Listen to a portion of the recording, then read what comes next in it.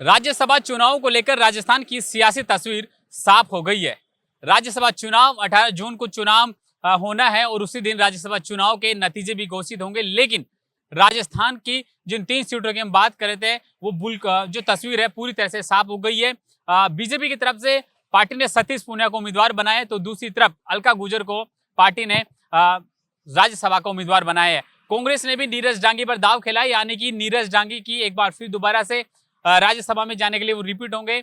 यानी कि 3 सीटों पर मुकाबला है, जिस पर 2 सीटों पर बीजेपी की जीत तय मानी जा रही है और 1 सीट पर कांग्रेस की जीत तय मानी जा रही है। देखिए, राज्यसभा चुनाव से पहले जब हमने इस राज्यसभा चुनाव के एनालिटिक का हमने जब बात करी थी, तो राजस्थान के 3 नेताओं पर चर्चाओं का दौर चला था, जिसमें राजेंद्र राठौड़ भी थे, अलका गुर्जर और सतीश पूनिया। तो राजस्थान की राजनीति का लंबा अनुभव रखते हैं। राजस्थान की राजनीति की यूं कहे कि समझ है, परख है। राजस्थान की राजनीति में लंबा अनुभव रखा है, प्रदेश अध्यक्ष बने हैं और कांग्रेस की राजनीति से लेकर जिस तरह से नीरज डांगी पर दाव खेला है, तो कहीं ना कहीं राजस्थान के जो राज्यसभा की चुनाव को लेकर जो तस्वीर थी वो पूरी तरह से साफ हो गई है।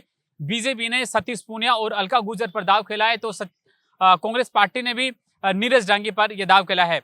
राज्यसभा चुनाव 18 जून को होंगे और रिजल्ट भी 18 जून को ही आएगा। लेकिन देखिए, राज्यसभा चुनाव में इस प्रकार जिस तरह से सतीश पूनिया पर जो दाव खेला गया है, उसके बाद राजस्थान में एक बार फिर बीजेपी कार्यालय और बीजेपी के कार्यकर्ताओं के बीच खुशी का माहौल है। लेकिन सबसे बड़ी बात, एक चेहरा वो भी था जिस पर मंथन हुआ, कोर कमेटी की बैठक हुई, चर्चाओं का दौर चला, लेकिन फाइनल नहीं किया गया, यानी कि नाम फाइनल नहीं किया गया। जो बीजेपी से राजस्थान के पूर्व नेता प्रतिपक्ष भी रह चुके हैं राजेंद्र राठौड़, हालांकि नाम की उनकी चर्चा चली लेकिन मोहर नहीं लगी।